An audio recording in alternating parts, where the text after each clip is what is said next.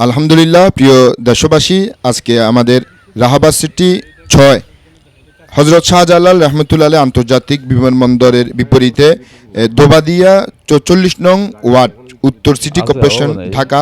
আজকে আমাদের এই রাহাবাদ সিটি ৬ নং প্রজেক্টে পরিদর্শনে এসেছেন মোহাম্মদপুর এইচকে বিল্ডার্সের সম্মানিত মালিক, যিনি একজন প্রসিদ্ধ ব্যবসায়ী হিসেবে পরিচিত দেশ বিদেশে।